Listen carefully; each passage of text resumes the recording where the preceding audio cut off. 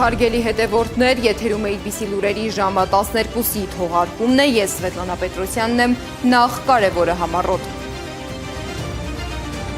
Հայաստան է ժամանում Մարկո Ռուբիոն, ինչ օրակարգով է առաջին անգամ Հայաստան գալիս ԱՄՆ պետքարտուղարը։ Կոշտ հայտարարություններ Մոսկվայից, ինչ ուղերձ է Մոսկվան փոխանցում Երևանին Ռուբիոյի այցի ֆոնին։ Նախընտրական պայքարի թեժ փուլում քաղաքական դաշտում արդեն առաջին փոփոխությունն է արձանագրվել, որ կուսակցությունն է դուրս եկել ընտրապայքարից։ Ռուս-ուկրաինական ուղղությամբ լարվածությունը շարունակում է աճել, ինչու է Մոսկվան օտարերկրյա դիվանագետներին կոչ անում լքել Կիևը։ ԱՄՆ-Իրան բանակցությունները շարունակում են անցնել փակ դռների հետևում, ինչու են կողմերը գաղտնի պահում բանակցությունների հիմնական մանրամասները։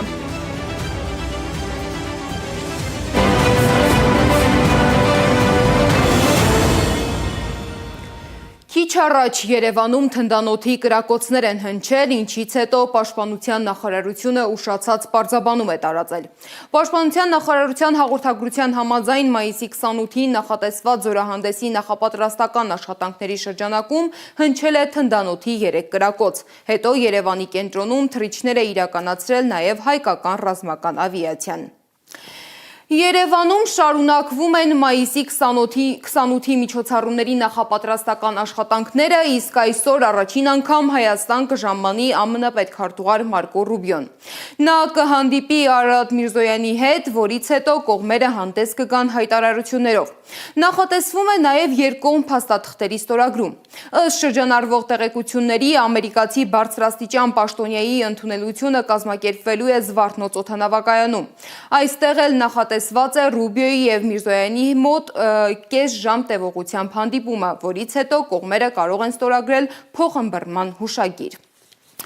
Ռուբիոյի այցը Երևան արդեն ակտիվ քննարկումների թեմա է դարձել, թե քաղաքական, թե փորձագիտական շրջանակներում։ Ամերիկագետ Սուրեն Սարգսյանի կարծիքով Վաշինգտոնի գլխավոր նպատակը Հարավային Կովկասում թրիփ նախագծի առաջմղումն է և Իրանի շուրջ քաղաքական ճնշումների ուժեղացումը։ Նրա խոսքով այն, որ Ռուբիոն չի մեկնում Բաքու, պատահական չէ։ Նախագիծը հիմնականում կապված է Հայաստանի տարածքի հետ, իսկ ԱՄՆ-ի համար այս փուլում կարևոր է հենց Երևանի հետ քննարկումները։ Սարգսյանը նաև չի բացառում, որ իշխանությունը Ռուբիոյի այցը կօգտագործի ներքաղաքական PR-ի համար։ Ռուբիոյի Բաքու չմեկնելն իմ կարծիքով պատահական չէ։ Թրիփն անցնում է Հայաստանի տարածքով և առավելապես հայ-ամերիկյան նախագծի բնույթ ունի։ Ադրբեջանի դիրքորոշումը հայտնի է ամերիկացիներին թե թրիփի, թե Իրանի հարցերում։ Ուստի լրացուցիչ պարզաբանումների կարիք գրեթե չկա։ Հետևաբար բանակցությունների հիմնական ուշադրությունը կարծում եմ կարող է կենտրոնանալ Իրանի շուրջ զարգացումների և թրիփի ապագայի վրա։ Վստահ եմ շատերին հետաքրքրում է նաև Ռուբիոն ընտրություններին ընդառաջ ուղիղ ձևով կաջակցի արդյոք գործող իշխանությանը։ Ես դա հնարավոր եմ համարում, սակայն միայն այդ նպատակով Երևան հաստատ չէր այցելի աշխարհի ամենազբաղված մարդկանցից մեկը։ Ավելի գլոբալ առումով Միացյալ Նահանգները Հայաստանում բնականաբար աջակցելու է ցանկացած ուժի, որը առաջ կմղի Հարավային Կովկասում ամերիկյան շահերը, անկախ նրանից, թե որը կլինի այդ ուժը։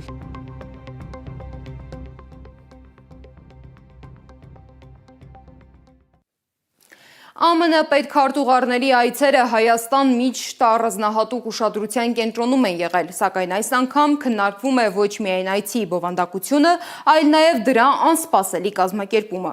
Հայաստանի արտաքին գործերի նախարարությունը Ռուբիոյի այցի մասին հայտարարել է գրեթե վերջին պահին, ընդամենը 1 օր առաջ։ Ինչ պայմանավորվածություններով է Ռուբիոն գալիս Երևան, ինչ փաստաթղթեր կարող են ստորագրվել և արդյոք սա սովորական դիվանագիտական այց է, թե տարածաշրջանային նոր զարգացումների սկիզբ, մանրամասները Անահիտ Սարգսյանի ռեպորտաժում։ Մայիսի 26-ին պատմության մեջ 3-րդ անգամ ԱՄՆ պետքարտուղարը կայցելի Հայաստան։ Սակայն այցից ընդամենը 1 օր առաջ է Հայաստանի ԱԳՆ-ն հայտարարում այս մասին, նշելով նաև երկկողմ փաստաթղթերի ստորագրման մասին։ Վերջին պահին հարմարեցրած այց է, որը նախապես չէր ծրագրավորվել։ Իհարկե թեմաներ, նյութեր կան քննարկման, բայց նախատեսված չէին, պարզապես կարելի ենթադրել, որ մի քանի թեմա իրար են միացրել, բայց գլխավորը այստեղ իհարկե ընտրությունների նախօրյակին կառավարությանը Միացյալ Նահանգների աջակցությունը ցուցաբերելն է, այդ ամեն ինչը ցույց տալն է։ Վահրամ Կաժոյանը նշում է, այցը նաև աշխարհագրական համընկնում ունի։ Ռուբիոն գտնվել է Հնդկաստանում եւ վերադարձի ճանապարհին նպատակահարմար է եղել այցելել Հայաստան։ Հայաստանի Հանրապետության արտակարգ եւ լիազոր դեսպան Դյունիկ Աղաջանյանի գնահատմամբ նույնպես այցը նախապես ծրագրված չէր։ Նա սա կապում է վերջին շրջանի արագացված գործընթացների հետ, հիշեցնելով նաև թրիփի շուրջ փաստաթղթերի ստորագրումն ու Հայաստանի Հանրապետության արտաքին գործերի նախարարի անակնկալ այցը Վաշինգտոն։ Ես չեմ զարմանում, որ իրենք դրա մասին շատ կարճ ժամանակում են տեղեկացնում։ Ենթադրում եմ, որ բացի նրանից, որ պետքարտուղարը երևի հույս ունի գործող իշխանապետին նստած անձնավորությանը ինչ-որ մի կերպ աջակցություն ցուցաբերել այս բարձր մակարդակի այցը անելով, ինչը մենք տեսանք նաև եվրոպական առաջնորդների այցով այդ եվրոպական համագործակցության շրջանակներում, որը կարծում եմ որևէ էական արդյունք չի տալու։ Վահրամ Կաժոյանը ենթադրում է, որ օրակարգում կլինեն հայ-ամերիկյան հարաբերությունները, ռազմավարական գործակցության փաստաթուղթը եւ ԱՄՆ կառավարության խոստացած $145 միլիոն աջակցությունը ուղղված առևտրին, սահմանային բարեփոխումներին, էներգետիկ արդիականացմանը, թրիփի զարգացումներին եւ տարածաշրջանային գործընթացներին։ Կաժոյանի խոսքով անկախ ամեն ինչից այցի հիմնական առանցքը մեկն է։ Չի կետը, բայց թերևս կարևորագույնը ընտրություններից տարածիորեն 2 շաբաթից ավելի պակաս ժամանակ առաջ ցույց տալ ԱՄՆ վարչակազմի աջակցությունը Հայաստանի կառավարությանը։ Դյունիկ Աղաջանյանը սակայն իշխանության գործողությունների մեջ տեսնում է նաև ավելի խորքային շերտեր։ Որպեսզի նաև ընդդիմությունը տեղեկատված չլինի եւ ժամանակի ընթացքում նաև ցույցերի իրենց բողոքի ակցիաների միջոցով հանրային իրական տրամադրությունները արտահայտելու հնարավորություն ունենան։ Ինչ վերաբերում է փաստաթղթի բնույթին, Աղաջանյանը ենթադրում է, որ այն լինելու է հուշագրի տեսքով զիջումների տրամաբանությամբ։ Գործընթացի արագացումը ըստ նրանց կապ ունի նաև տարածաշրջանային եւ աշխարհաքաղաքական զարգացումների հետ, որտեղ Իրանի շուրջ լարվածությունը եւ լոգիստիկ նոր սխեմաների ձևավորումը կարևոր գործոն են, իսկ թրիփը դիտարկվում է որպես առանցքային բաղադրիչ։ Իրավիճակից դատելով ենթադրում է, որ իրենք ինչ-որ հերթական իրավական փաստաթղթային ձևակերպումներ են տալու այն հանձնառությունները, որը իշխանությունները ունեն եւ վաղուց ունեն այդ առումով այս թուրք-ադրբեջանական թուրանական ծրագիրը կյանքի կոչելու նպատակով։ Վերջերս արդեն եղել են մաքսային եւ սահմանային ծառայությունների փոխայցեր, որոնց հիման վրա ձևավորվում են նոր պայմանավորվածություններ։ Մի մասը հրապարակային, մի մասը գաղտնի։ Ռուբիոն կդառնա երրորդ ԱՄՆ պետքարտուղարը, ով այցելել է Հայաստան, Ջեյմս Բեյքերից եւ Հիլարի Քլինթոնի երկու այցերից հետո այդ առումով իհարկե նշանակալից է, բայց եթե իմանանք, որ այն իսկապես կարող է օգտակար լինել Հայաստանի հետագա զարգացմանը, ինչ որտեղ նպաստել թեկուզ ասենք մեր գերիների հետ կանչի հետ բերելու հարցերին, որը կարևորագույնը կլիներ, քննարկման առարկա դառնային այսին գրավված տարածքներում հայկական հուշարձանների պատմամշակութային ժառանգության պահպանության խնդիրները, ապա կարելի է ասել, որ իսկապես այցը իր նպատակին ծառայեց։ Մարկո Ռուբիոն ԱՄՆ 72-րդ պետքարտուղարի պաշտոնը ստանձնել է 2025-ին։ Լինելով հանրապետական սենատոր, նա հայտնի է կոշտ արտաքին քաղաքական դիրքորոշումներով, հատկապես Չինաստանի, Իրանի եւ Կուբայի հարցերում։ Նրա կարիերայի ընթացքում եղել են նաեւ մի շարք սկանդալային պատմություններ։ Ամենահայտնիներից են Ֆլորիդայի հանրապետական կուսակցության քարտով անձնական ծախսերի վերաբերյալ քննադատությունները, լոբիստական կապերի եւ գաղտնի ֆինանսավորման, նաեւ նավթագազային ընկերություններից մեծ աջակցություն ստանալու թեմաները։ 2016-ի քարոզարշավում նա եւ Թրամփը հրապարակային սուր վիրավորանքների էին անցնում, սակայն հետագայում Ռուբիոն դարձավ Թրամփի կարևոր դաշնակիցներից մեկը, ինչը հաճախ քննադատվում է որպես քաղաքական կտրուկ շրջադարձ։ Անահիտ Սարգսյան, Տարոն Ղանդիլյան, Գեղամ Ղազարյան, ABC Media։ Ռուբիոյի այցին զուգահեռ Մոսկվայից հնչում են նոր ու շատ ավելի կոշտ հայտարարություններ։ Ռուսաստանի անվտանգության խորհրդի փոխնախագահ Դմիտրի Մեդվեդևը հայտարարել է, որ Նիկոլ Փաշինյանը ընտրել է Ռուսաստանի հետ հարաբերությունները խզելու ճանապարհը, ինչը ըստ նրա վնասելու է Հայաստանի տնտեսությանը եւ հայ ժողովրդին։ Մենք պատրաստ ենք շարունակել զարգացնել արդյունավետ փոխշահավետ գործակցությունը եւ իրավահավասար փոխգործակցությունը Հայաստանի եւ նրա ժողովրդի հետ։ Բայց որպեսզի դա տեղի ունենա, մեր դաշնակիցը պետք է ունենա կառուցողական տրամադրված ղեկավարություն, որը պատրաստ է բարեկամանալ Ռուսաստանի հետ։ Փաշինյանի վտանգավոր ուղու հետևանքով Հայաստանի ժողովուրդը կկորցնի ռուսական շուկան եւ ամբողջ Եվրասիական տնտեսական միությունը։ Ինչպես երևում է, նա մեզ համարում է հիմարներ։ Միևնույն ժամանակ նա մեծ սխալ է թույլ տվել իր հաշվարկներում եւ հետապնդում է մի ուղի, որը չափազանց վտանգավոր է իր երկրի համար։ Հայաստանը մեզ համար պատմականորեն շատ մտերիմ երկիր է, մեր ռազմավարական գործընկեր է։ Ես ընդգծում եմ Հայաստանի եղբայրական ժողովուրդը, ոչ թե որևէ հայ ղեկավար։ Փաշինյանի հետ իր առաջին զրույցի ժամանակ բարձրացրել է Ռուսաստանի եւ հայ ժողովրդի առանձնահատուկ հարաբերությունների թեման։ Երբ մենք առաջին անգամ հանդիպեցինք, նա ասաց. «Դուք երբեք չեք ընդունի ինձ, ես ձեզ համար օտար եմ»։ Ռուս պաշտոնյայի հայտարարությանը պատասխանել է Արարատ Միրզոյանը։ Նա նշել է, որ Մեդվեդևի գնահատականներն ու տեղեկությունները չեն համապատասխանում իրականությանը։ Հայաստանը շահագրգռված չի Ռուսաստանի հետ քաղաքական, տնտեսական, մնացած բոլոր կապերը խզելու մեջ, հակառակը քիչ առաջ հավաստիացրեցի եւս մեկ անգամ, որ մենք տրամադրված ենք եւ ուզում ենք եւ ջանալու ենք պահել մեր բնականոն հարաբերությունները եւ խորացնել դրանք։ Մինչ արտաքին քաղաքական զարգացումները շարունակում են լարված մնալ, ներքաղաքական դաշտում արդեն արձանագրվել է առաջին փոփոխությունը։ Նախընտրական պայքարի ամենաթեժ փուլում Ալյանս առաջադիմական ցենտրիստական կուսակցությունը ինքնաբացարկի դիմում է ներկայացրել կենտրոնական ընտրական հանձնաժողով, ինչից հետո ԿԸՀ-ն ուժը կորցրած է ճանաչել կուսակցության ընտրական ցուցակի գրանցումը։ Սա նշանակում է, որ առաջիկա ընտրությունում 13 համարի քվեաթերթիկ չի լինելու։ Ավելի վաղ ԿԸՀ-ն մերժել էր կուսակցության առաջնորդ Տիգրան Ուրիխանյանի գրանցումը քաղաքացիության եւ մշտական բնակության պահանջների խախտման պատճառով։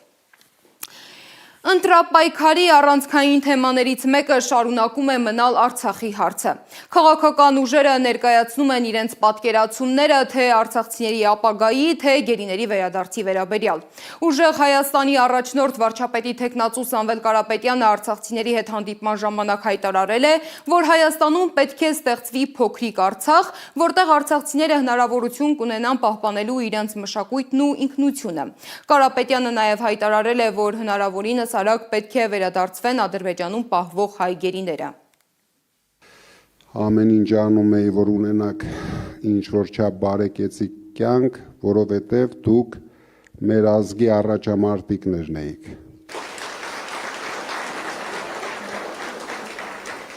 Ոչ միայն դուք, ձեր երեխաները, առավել եւս շատերդ ես գիտեմ, որ այնտեղ խնդիրներ ունեցաք, եւ բոլորս գիտենք, ում պատճառով այդ խնդիրները դուք ունեցաք։ Մեղավորը միայն այս ներկայ իշխանությունն է, ովքեր ամեն ինչ արեցին, որ հայաթափեն մեր երկրորդ հայրենիքը, հիմա էլ ամեն ինչ անում են, որ հայաթափեն մեր առաջի հայրենիքը։ Դուք մեր հայրենիքում, ձեր հայրենիքում պետք է ամենալավ ձևով ապրեք։ Իդեպ երեք ադրբեջանական բանտից նոր ուղերձ է հղել Արցախի նախկին պետնախարար Ռուբեն Վարդանյանը։ Ընտանիքի հետ հեռախոսազրույցի ընթացքում նա անդրադարձել է մայիսի 28-ին նախատեսված զորահանդեսին, նշելով, որ այս իրավիճակում զորահանդես անցկացնելը անբարոյական է, քանի որ դեռ հայ գերիները շարունակում են մնալ ադրբեջանական բանտերում եւ չեն զգում պետության աջակցությունը։ Նա նաեւ դիմել է Նիկոլ Փաշինյանին։ Սիրելի Քաշնազար Նիկոլ, ձեզ 3 անգամ բախտը չի բերել։ Առաջինը, ես մանկությունից շատ եմ սիրում կարդալ եւ իմ ամենասիրած գրողներից երիտասարդ ժամանակ եղել է Էրիխ Մայերի Մարկը։ Երրորդը, որ ես կանխախոսում գտնվելով մենակ 800 շատ գրքեր եմ կարդում եւ փորձում եմ հայերենս պահպանել։ եւ փորձում է գտնել հայ գրողների գրքերը գրադարանում։ Ցավոք սրտի մենակ երկու գրողների գիրք կար գրադարանում, մեկը Պետրոսյանին էր, մեկը ձերն էր, Սարբզամանն իմ համար, իրե որ դուք տենց հայտնի գրող եք։ Եվ կարդալով ձեր գիրքը ես համոզվեցի, որ ոչ թե մենակ ունեք շատ լուրջ խնդիրներ ձեր բարոյական պայլաձևով, ձեր կրթությունից եւ ձեր ուրիշ խնդիրների առաջ եք կայնած, որ սուտասան եք եւ հնարող եք եւ շատ բան, բայց գրագող եք։ Եվ ասեմ ձեզ, որ դա ինձ շատ դրամացել, որտեղ գրագողներով գիտեք, որ գողությունը, սեփականությունը նույն գրքերը չի կարելի գողանալ, բայց դուք հարեցիք շատ հանգիստ ոչ մի հատ մի գրողից, այլ մի քանի գրողից եւ ձեր թերությունները իհարկե ձեր վրիպումները, ձեր բայրաձևը ինձ շատ տխրացնում է եւ ես ցավոք վախենում եմ, որ ինչ որ դուք անում եք ձեզ մեծ պատիժ է սպասում եւ գիտեք Հայաստանում երբ մարդը մահանում է, մարդիկ հավատում են, որ իրանք նվիրացնում են ուրիշ մարդկանց կամ կենդանների մեջ եւ ամենամեծ պատիժն է, որ մարդը շատ մեղքերից հետո ծնվում է Անդրեվի ճճուի մեջ եւ 84000 ապրում են որպես Անդրեվի ճճու։ Ես վախում եմ, որ դες այդպես բաշիկ պատիժն է սպասում, հույսով եմ, որ հենց ժամանակ կա, որ դա չստացնեն, բայց կասկածում եմ արդեն ուշ է։ Երրորդը, ես ուզում ասեմ, որ մենք պետք է բոլորս հասկանանք, որ մեր առջև մեծ մարտահրավերք է։ Սա ընտրությունների հարց չի, սա հարց է, որ պատերազմը չի վերջացել, պատերազմը շարունակում է։ Նախընտրական քննարկումների առանցքում շարունակում են մնալ նաև սահմանների և հնարավոր տարածքային զիջումների թեմաները։ Վայքում ընտրողների հետ հանդիպման ժամանակ Հայաստանի երկրորդ նախագահ Ռոբերտ Քոչարյանը հայտարարել է, որ Հայաստանը այլևս զիջելու տեղ չունի։ Նա քննադատել է իշխանության սահմանազատման քաղաքականությունը և անդրադարձել Տիգրանաշենի շուրջ քննարկումներին, նշելով, որ այդ տարածքը չի կարող անցնել Ադրբեջանին։ Նայեք, իրենք Գիրանցում բավական մեծ տարածքներ հանձնեցին Ադրբեջանին։ Եվ ընդամենը դա երբ եղավ, արդեն ինչքան ժամանակ անցավ։ Ընդամենը 2 շաբաթ առաջ են հաստատել դելիմիտացիայի նորմատիվային փաստաթղթերը։ Չի եղել փաստաթղթեր նորմատիվային, որով դու պետք է դելիմիտացիան անես, բայց այնտեղ հողերը հանձնել են եւ հայտարարել են, որ արդեն դելիմիտացիան արել են։ Սա արդեն եւս մի քրեական գործ է, որը Նիկոլ Փաշինյանը շալակել է։ Դու առանց փաստաթղթերի, առանց քարտեզների արել ես դելիմիտացիա։ Հիմա այս հարցը ընդհանրապես նման հարցեր ուղղակի չեն կարող sense կտոր լուծվել։ Ընդհանուր մոտեցումը պետք է որոշվի, հստակեցվի եւ ընդհանուր մոտեցման մեջ այդ որոշումը sense ամբողջական որոշումը պետք է թղթի վրա դրվի եւ միայն վերջնական դառնալու հետո պրակտիկ հողի վրա պետք է անես։ Տիգրանաշեն չի կարող ինքը անցնել Ադրբեջանին։ Ուղղակի բացառում է։ Բացառում։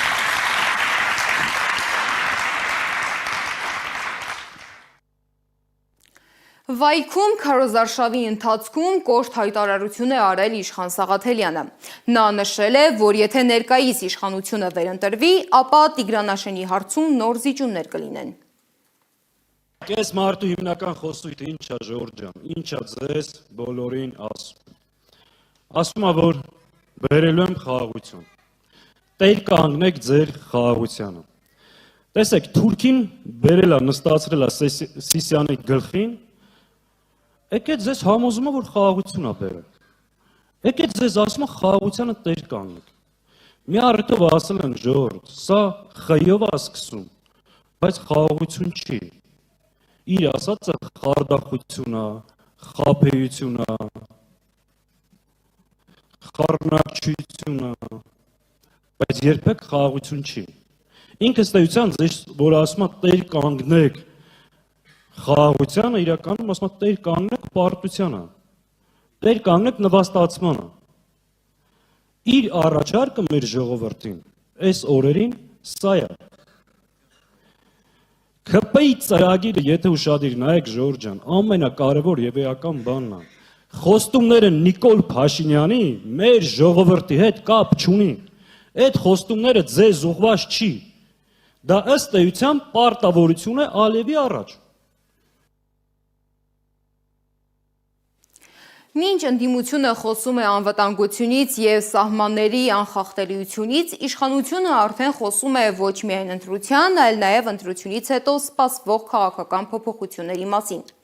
Նիկոլ Փաշինյանը Գյումրիում հայտարարել է, որ խորհրդարանական ընտրությունից հետո քաղաքում կանցկացվի ավագանու արտահերթ ընտրություն։ Գյումրիում Փաշինյանը խոսել է նաև խոշոր ենթակառուցվածքային ծրագրերի մասին։ Նրա խոսքով առաջիկայում կմեկնարկի Ախուրիկի երկաթուղային հանգույցի նորոգումը և Ախուրիկ-Աքաքիա երկաթուղու վերագործարկման նախապատրաստական աշխատանքները։ Փաշինյանը նաև հայտարարել է, որ միջազգային ներդրողները հետաքրքրված են Հայաստանով անցնող արևելք-արևմուտք նոր մայրուղու նախագծով, որը կանցնի Տավուշի, Լոռու և Շիրակի մարզերով։ Ըստ նրա, այս ծրագիրը կարող է բերել մեծ ներդրումներ և հազարավոր աշխատատեղեր։ Տարածաշրջանային հաղորդուղիների թեման իշխանությունը շարունակում է ներկայացնել որպես տնտեսական նոր հնարավորություն։ Այդ նախագծերից մեկն էլ Ախալքալաք Կարս երկաթուղին է, որը ներկայացվում է որպես Հայաստանի համար նոր կապուղիների և բեռնափոխադրումների հնարավորություն։ Սակայն փորձագետները հարց են բարձրացնում, որքանով է այս նախագիծը իրական տնտեսական շահ ապահովելու և արդյոք այն չի ծառայում ավելի շատ քաղաքական նպատակների։ Հարցերի պատասխանները փորձել է ստանալ Անիա Բաղյանը։ Հայաստանի տնտեսական կյանքում մեծ իրադարձություն է համարում իշխանությունը Ախալքալաք Կարս երկաթուղու բացումը։ Ախալքալաք Կարս երկաթիցը վաղուց է բաց։ Ստեղծում ենք նոր հնարավորություններ ենթակառուցվածքային առումով։ Ինչ հնարավորություն է Հայաստանի տնտեսության համար Ախալքալաք Կարս երկաթուղին։ Արտաքին գործերի նախարարը հիշեցնում է Հայաստանի ու Թուրքիայի միջև ուղիղ առևտրի մեկնարկի բյուրոկրատական նախապատրաստական աշխատանքների ավարտի մասին։ Այս լուրը շատերն այսպես են հիշում։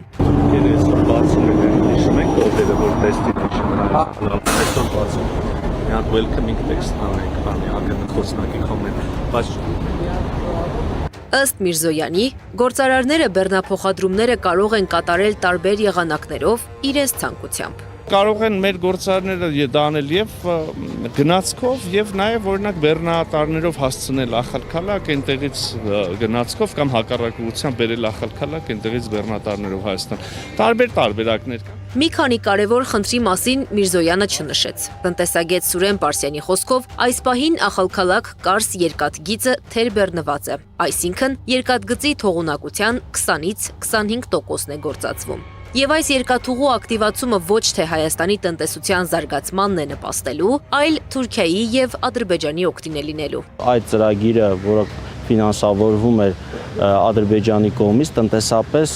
ձեռնտու չի եղել եւ նրանց անհրաժեշտ է նոր հոսքեր, որ այդ նախագիծը կամ այդ ուղղությունը դառնա ձեռնտու եւ այդ հոսքերից մեկն էլ նրանք դիտարկում են Հայաստանից եկող կամ Հայաստան տեղափոխվող բեռները, այսինքն այստեղ բարի կամքի դրսևորում չպետք է դիտարկենք Ադրբեջանի կողմից, Թուրքիայի կողմից, այլ պետք է արձանագրենք, որ Հայաստանի միանալ այդ երկաթգծին կարող է լրացուցիչ ֆինանսական հնարավորություններ ստեղծել ադրբեջանական այդ նախագծի համար։ Փաշինյանի ոգևորիչ գրառումը 2017 թվականի Վրաստանն է հիշեցնում։ Բաքու, Թբիլիսի, Կարս երկաթուղին, որն ակտիվորեն առաջ էր մղվում Սաակաշվիլիի տարիներին, ներկայացվում էր որպես տարածաշրջանային նոր կապ նախատեսված թե բեռնատար, թե ուղևորատար երթևեկության համար։ 9 տարի անց ինչ հոգուտ է քաղել օրինակ Ախալքալաքում ապրող բնակիչը գործարարը։ Դավիթ Ռստակյանը պատմում է, մեծ շուկով բացված երկաթուղու մասին լսել են միայն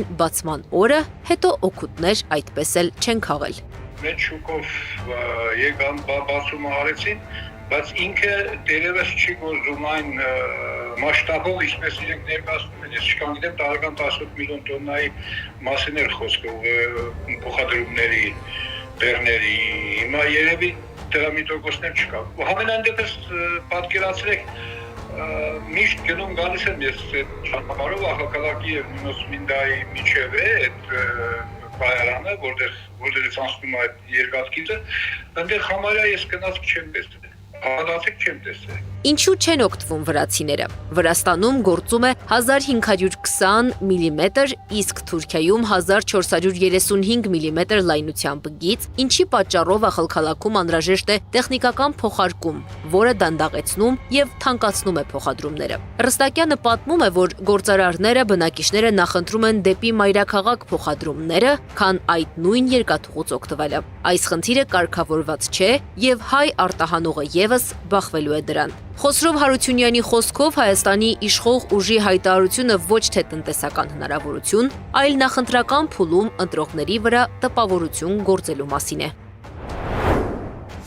Սա ընդհանուր նախընտրական հայտարարություն է, քաղաքական ողնձություն։ Թուրքիան բացեց դեպի ապագա մեր ճանապարհը եւ այլն հեքիաթներ են դրանք։ Հեքիաթներ բառից ունի իմաստով։ Գործող իշխանությունը խոսում է Հայաստանը տարանցիկ գոտի դարձնելու մասին, բայց մինչ այս պահը կայացրած որոշումներով նրանց չի հաջողվել, նշում է տնտեսագետ Սուրեն Պարսյանը։ Նա հիշեցնում է գործող իշխանության խաղաղության խաչմերուկ նախագիծը, որն այդպես էլ թղթին մնաց։ Ստացվում է այդ խաչմերուկը շարունակելու է մնալ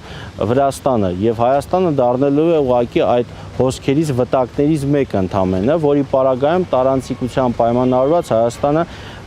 որևէ օգուտ չի ունենալ։ Հայաստանի համար ամենաարդյունավետ ուղին ըստ Խոսրով Հարությունյանի Բաքու, Ղազախ, Իջևան, Դիլիջան, Վանաձոր, Գյումրի, Կարսն է։ Ավելի կարճ է, տնտեսապես ավելի շահավետ եւ Հայաստանին տալիս է ոչ միայն տարանցիկ, այլև անվտանգային դեր, ընդգծում է Հարությունյանը։ Չգիտես ինչու Փաշինյանը մեծ երջանկություն է ապրում, որ Վրաստանի միջոցով կապվում է կամ Ադրբեջանի կամ ենթադրենք Թուրքիայի հետ, նույնիսկ ասեմ ասել է նաև Վրաստանի միջոցով կարող է Ռուսաստանով, Ղազախստանով գնալ գուցե Չինաստան, այնժամ երբ որ քթի տակ ամենակարճ ճանապարհը, որի գործարկում բացառապես Իրանով է պայմանավորվում։ Նա տարածքներ համառորեն անտեսում է, անհասկանալի պատճառներով։ Սա Հայաստանի տնտեսության համար մի դուռ է, որի գոյությունը ոչինչ չի փոխում քաղաքացիների կյանքում, բայց քաղաքացիական պայմանագրի քաղաքական կյանքում փոխում է, նշում են զրուցակիցներս։ Անիա Բաղյան, Էդիկ Մալաքյան, Գեգամ Ղազարյան, ABC Media։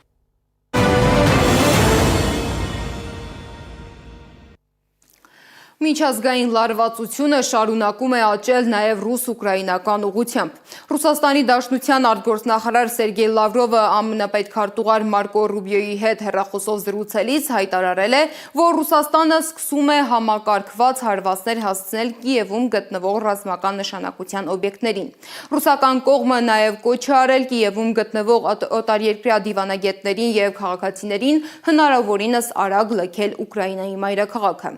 Բացի այդ Լավրովն ու Ռուբիոն քննարկել են նաև Հորմուզի նեղուցում ստեղծված իրավիճակն ու Կուբայի շուրջ զարգացումները։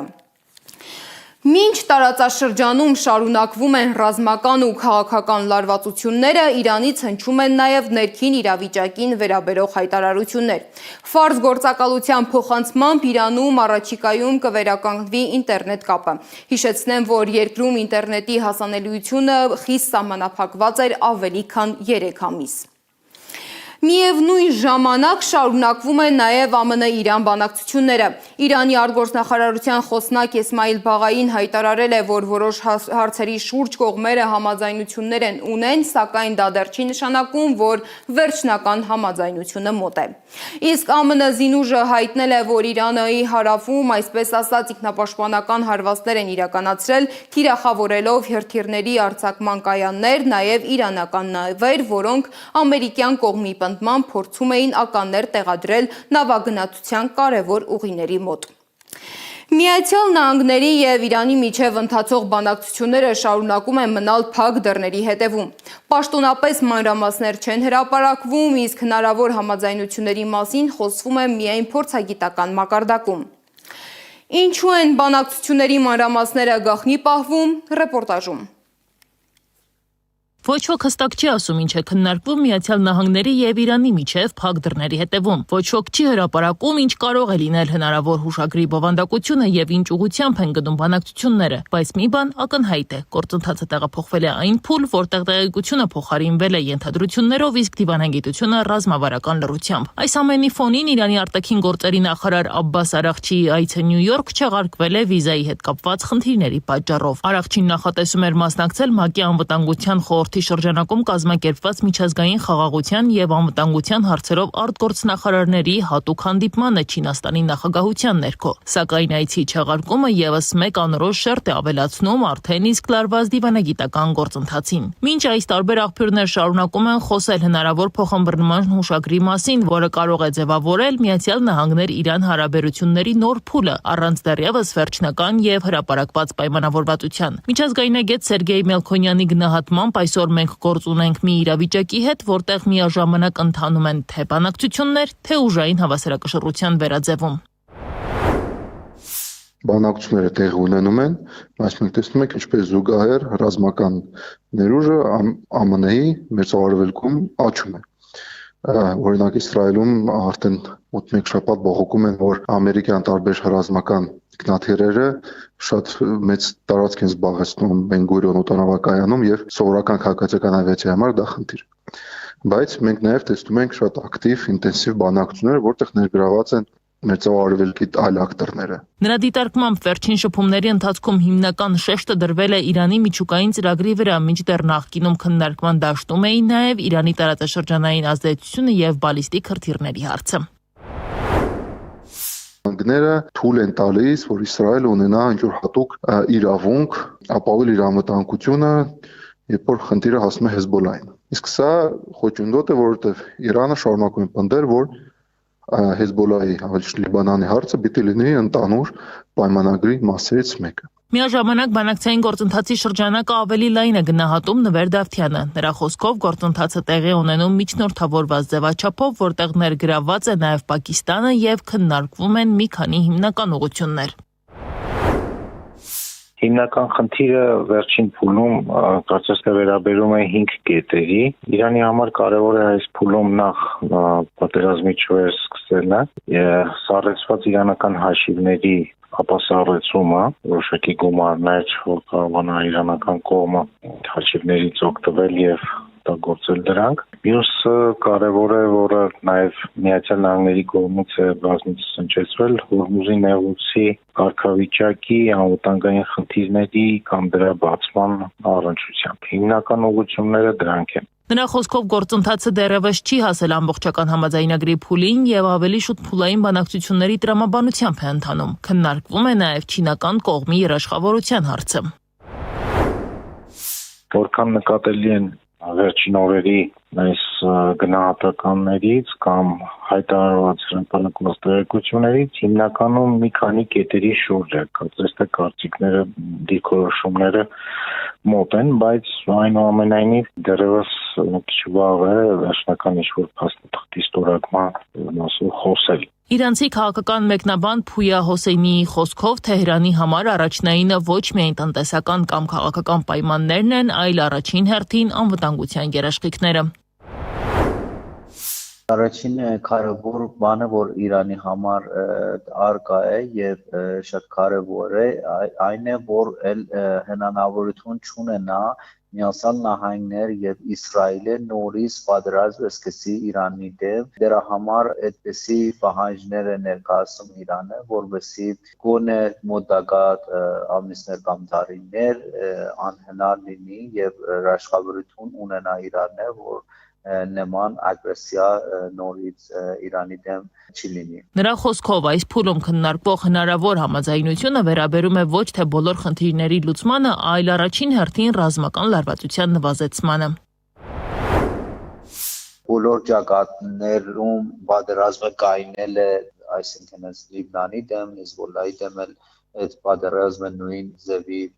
դադարեցել կարևոր է, դա մի փաթեթ է, որ Իրանը ներկայացել է, որ դրա շուրջ բանակցել են եւ իհարկե բանակցությունները կողզի ճումային պետք է լինի։ Բանախոսների կարծիքով այս պահին Միացյալ Նահանգներ Իրան հարաբերությունները շարունակում են մնալ անորոշության դաշտում։ Բանակցություններն ընթանում են, սակայն դրանց վերջնական արդյունքը դեռ հեռու է հստակ լինելուց։ Կողմերը փորձում են քայլ առ քայլ մոտեցնել դիրքորոշումները, բայց ամեն զգայուն հարց Լիբանանից մինչև միջուկային ծրագիր խնդիր շարունակում է մնալ լուրջ հակասությունների աղբյուր։ Այս իրավիճակում պարզ է մեկ բան՝ գործընթաց կա, բայց դեռ չկա վստահություն, որը կարող է այն վերածել իրական ու կայուն համաձայնության։ Եվ հենց այստեղ է հիմնական հարցը՝ այս բանակցությունները արդյոք նոր կարգավորման սկիզբ են, թե պարզապես հերթական փորձ ժամանակ շահելու համար։ Այս ժամի համար նախատեսել էինք այսքանը, շարունակեք հետևել մեզ սոցիալական բոլոր ցանցերում կամ այցելեք մեր պաշտոնական կայք 3w.abc-media.am։ Շնորհակալություն, որ մեզ հետ էիք, ABC լուրերի հաջորդ թողարկումը ժամը 15-ին է, կհանդիպենք։